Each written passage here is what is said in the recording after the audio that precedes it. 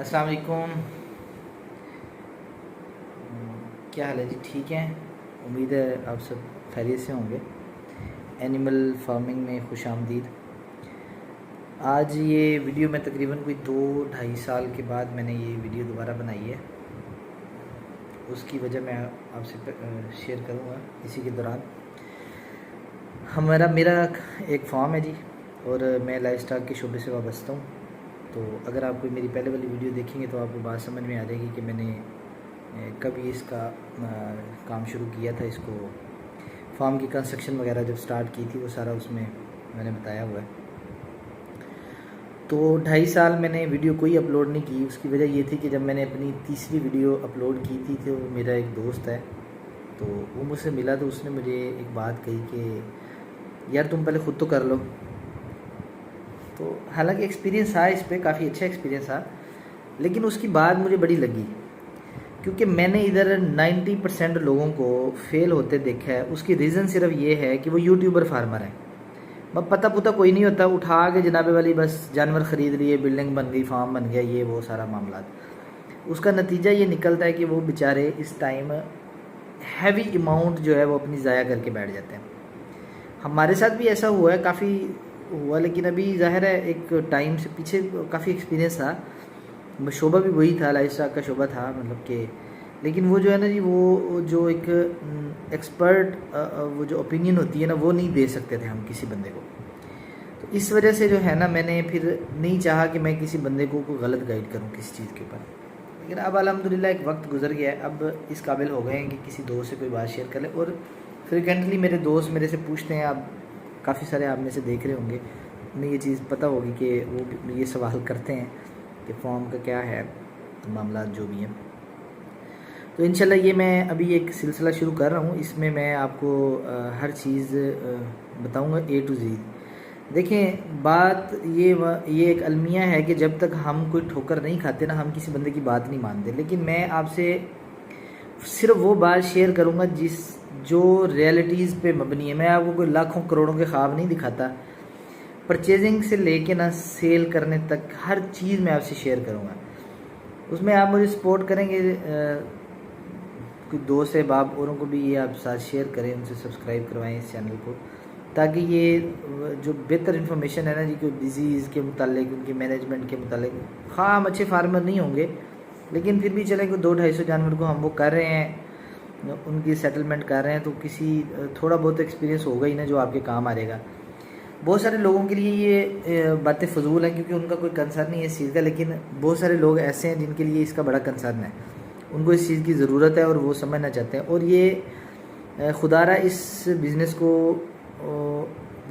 नुकसान वाला कारोबार ना कंसिडर किया जाए, क्योंकि 30% लोग जो है ना वो अपनी गलतियों की वजह से जनाब वो कर नहीं पाते और वो इस कारोबार को ही जनाब वाली नुकसान वाला वो कर देते हैं कि जी नुकसान आ गया जी उसको। क्योंकि देखिए उसमें फ़ाल्ट हमारा होता है, ये हिलाल जानवरों का काम है, इसमें नुकसान आता ही नहीं है, ठीक है ना जी। सिरे से जानवर मर जाए वो एक अलग बात है, वो अल्लाह ताला की तरफ से होता है जी, वो जिसने दिए होते हैं वो वापस भी वही लेता है और वो उससे डबल दुगने तिगने फिर और देता भी है, ठीक है।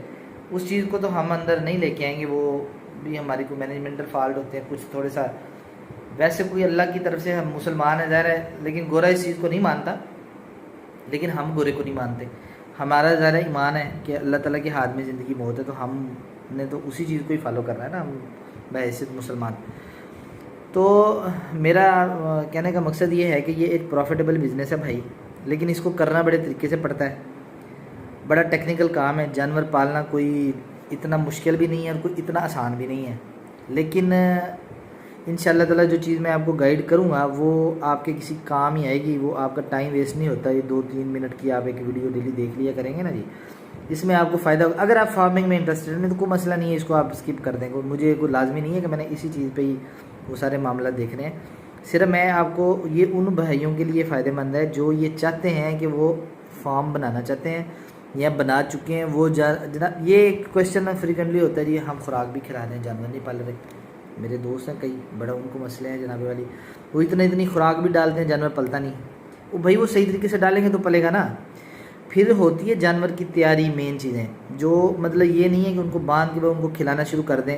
ये अब ज़ाहिर है एक जगह पे तो मैं आपको ये सारी बातें नहीं बयान कर सकता, ये आप इंशाल्लाह ताला डेली बेसिस पे एक क्लिप सुन लिया करेंगे ना, तो इंशाल्लाह ताला ये एंड तक पहुंचने तक आपको ये इतना का फ़ायदा हो जाएगा कि आप एक ज़्यादा अच्छा नहीं तो बहुत बुरा भी नहीं, एक फार्म चलाने के काबिल हो जाएंगे।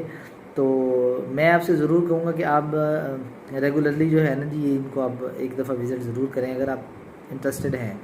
एक जानवर की पहचान भी मैं आपको बताऊंगा, किस जानवर ने किस जो परचेज़ करते वक्त किन चीज़ों का ख्याल रखना है। तो जिस चीज़ में मेरा एक्सपीरियंस है, मेरे फार्म पे बहुत सारे ऐसे जानवर हैं जो मेरे से भी गलत परचेजिंग हुई है, मैं आपको वो भी शेयर करूँगा ना कि जब मुझे इन्फॉर्मेशन नहीं थी तो मैंने क्या नुकसान पाया। तो इस वजह से मैं आपको ना यही बात समझा रहा हूँ कि आप धीमे चलें और अच्छा चलें। हमने थोड़ा सा भागने की कोशिश की थी लेकिन फिर हमें थोड़ी सी जल्दी अकल आ गई, लेकिन अभी माशाल्लाह अल्हम्दुलिल्लाह हम एक मजबूत सेटअप पे काम कर रहे हैं, तो इंशाल्लाह इसको बढ़ाएंगे भी ज़ाहिर है।